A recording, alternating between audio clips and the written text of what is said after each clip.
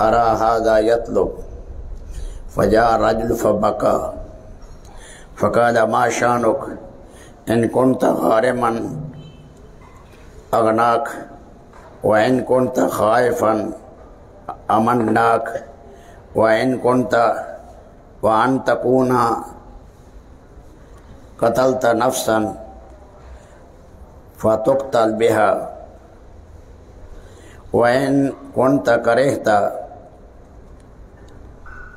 جوار قوم حولناك عنهم قال إني شربت الخمر وأنا أحد بني تميم وإن أبا موسى رضي الله تعالى عنه جلدني وهلكني وسود وجهي وطاف بي الناس وقال لا تجالسوه ولا تواكلوه فحدثت نفسي بإحدى ثلاث إما أتخذ سيفا فأضرب به أبا موسى وإما أن آتيك فتحولني إلى الشام فإنهم لا يعرفوني وإما أن أهلك بالغدو فآكل معهم وأشرب فبكى عمر وقال ما يسرني إنك فعلت وإن لعمر كذا وكذا وإني كنت لا أشرب الناس لها في الجاهلية وإنها ليست كالزنا وكتب إلى أبي موسى سلام عليك أما بعد فإن فلان ابن فلان التيمي أخبرني بكذا وكذا وأيم الله إني إن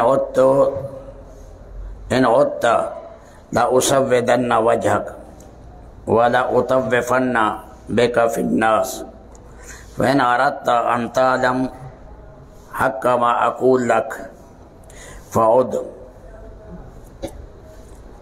فامر الناس ان يجالسوه ويواكلوه فإن تاب فاقبل شهادته وحمله وآتاه 200 درهم۔ حضرت عمر بن خطاب رضی اللہ تعالیٰ عنہ جا رہے تھے، حج کی واپسی کر رہے تھے حج اور عمرہ سے، بیٹا بھی ان کا ساتھ تھا۔ ایک آدمی سامنے آیا روتا ہوا، عمر بن خطاب نے فرمایا یہ پریشان حال آ رہا ہے۔ جب قریب آیا بھئی کیا بات ہے، وہ رو پڑا۔ فرمایا بھائی تم سے کیا غلطی ہوئی ہے، قرضہ ہے تو ہم ادا کروا دیتے ہیں، کسی نے تمہیں ایذا پہنچائی ہے اس کا بدلہ دلواتے ہیں، کوئی اور تکلیف ہے تو بتاؤ کیا قصہ ہے۔ اس نے کہا ہے عمر میں قبیلہ تمیم سے ہوں اور میں نے شراب پی لی، وہاں کے گورنر ابو موسیٰ اشعری نے مجھے پکڑ لیا اور مجھے 4-5 سزائیں دی، میرا منہ بھی کالا کیا، میرا سر بھی مونڈا، بازاروں میں مجھے چکر بھی لگوائے، اور ساتھ یہ کہا نائندہ اس کے ساتھ بیٹھو نہ اٹھو۔ میرے ذہن میں 3 باتیں آئیں، ایک یہ کہ ابو موسیٰ اشعری کو قتل کر دو، دوسرا اس علاقے کو چھوڑ کر دوسرے علاقے میں چلا جاؤں کیونکہ میں اپنے علاقے میں رسوا ہو چکا ہوں، تیسرا یہ کہ میں مرتد ہو جاؤں، دشمن سے جا کر مل دوں۔ سیدنا عمر بن خطاب نے فرمایا تجھے اتنی دنیا بھی ملے، خبردار مرتد نہ ہونا، ایمان نہیں چھوڑنا۔ پھر ابو موسیٰ اشعری کو خط لکھا کہ تجھے کس نے کہا یہ سزائیں دو، اس کا منہ کالا کیوں کیا اور اس کا سر کیوں مونڈا ہے، اور اعلان کیوں کیا ہے کہ آئندہ اس کے ساتھ اٹھو اور نہ بیٹھو، نہ اس کے ساتھ کھاؤ۔ آئندہ اگر تو نے ایسا کیا ابو موسیٰ میں مار مار کے تیرا چہرہ پھیر دوں گا۔ یہ مسلمان ہے، توبہ کر چکا ہے، اعلان کر دو اے مسلمانوں اس کے ساتھ اٹھو اور بیٹھو۔ عمر بن خطاب نے اس آدمی کو ایک سواری بھی دی اور ساتھ 200 درہم دے کر راضی کیا۔ مسلمان جو ہے اس کی بڑی شان ہے، غلطی ہو گئی ہے لیکن اس کا پیچھا کرنا اور اس طرح معاشرے میں رسوا کرنا شریعت اجازت نہیں دیتی، اور میں ان لوگوں کے لیے دردناک عذاب ہے جو کسی کو رسوا کرے۔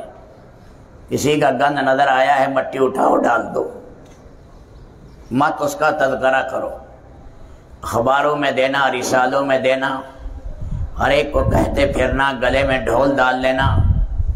اللہ پاک اس بات کو بالکل پسند نہیں کرتے، مالک ناراض ہوتے۔ یہ اللہ کی مخلوق ہے، اللہ کا کنبہ ہے۔ وہ ہمارا بیٹا ہو، اس سے غلطی ہو جائے، کوئی اسے رسوا کرے، ہمیں کتنا غصہ لگے گا۔ یہ کنبہ اللہ کا ہے، جو اس کو رسوا کرے گا اللہ مقابلے پر آ جائے گا۔ اس لیے بھائی سیرت ہمیں بتاتی ہے، اللہ کا قرآن بھی بتاتا ہے، مسلمان کا احترام کرو، اسے کوئی گناہ ہو گیا ہے چھپاؤ، اس پر پردہ ڈالو، نہ جانے اس نے کیسی توبہ کر لی۔ ہم نے گناہ دیکھا ہے، ہم نے اس کی توبہ نہیں دیکھی، ہم نے غلطی دیکھی ہے لیکن اس کا رونا نہیں دیکھا۔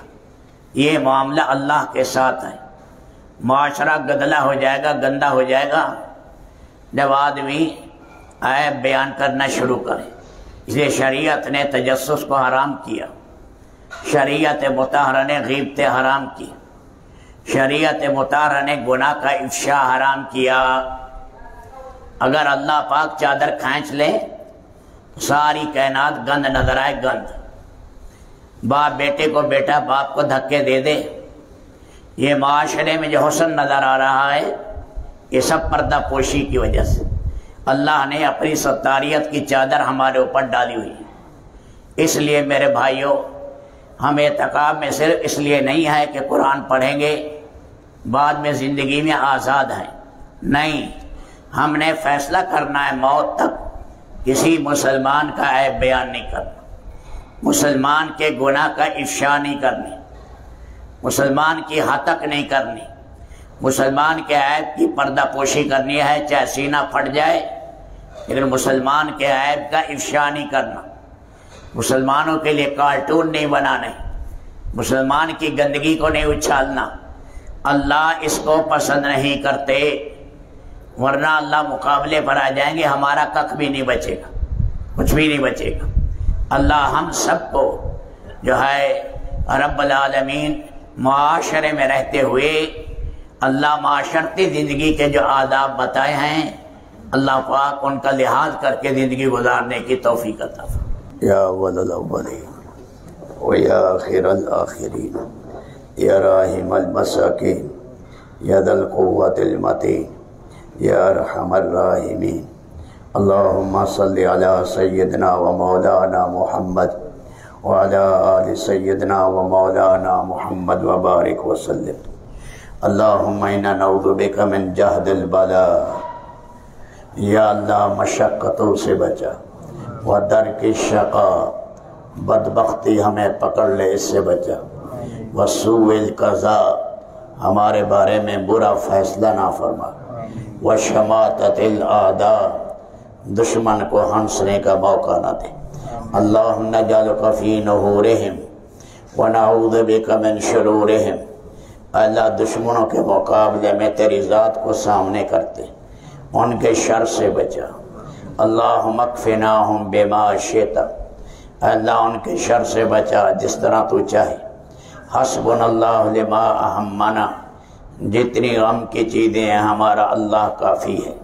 حسبنا اللہ لمن قادنا بالسوء، جو ہمارے خلاف بری تدبیر کرے ہمارا رب کافی ہے۔ حسبنا اللہ لمن بغى علینا، جو ہمارے خلاف بغاوت کرے اللہ کافی ہے۔ حسبنا اللہ و نعم الوکیل، اللہ ہمیں کافی ہے، بہترین کارساز ہے۔ ما شاء اللہ کان وما لم یشاء لم یکن، جو اللہ چاہے گا وہ ہوگا، جو اللہ نہیں چاہے گا وہ نہیں ہوگا۔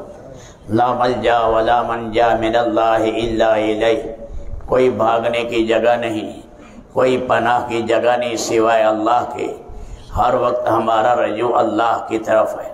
لا حول ولا قوت الا باللہ، نہ گناہ سے بچ سکتے ہیں نہ نیکی کا کام کر سکتے ہیں، مگر یہ سارے اللہ کی توفیق اور اس کے کرم سے۔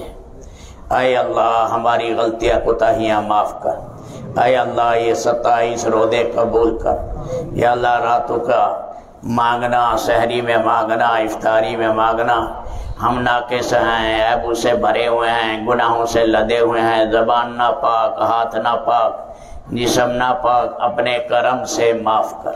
یا اللہ اپنے خاص خزانے سے داد و دہش فرما، ساری نعمتوں سے ہماری جھولیاں بھر دے۔ وصلی اللہ تعالی علی خیر خلقہ محمد و آلہ وصحبہ۔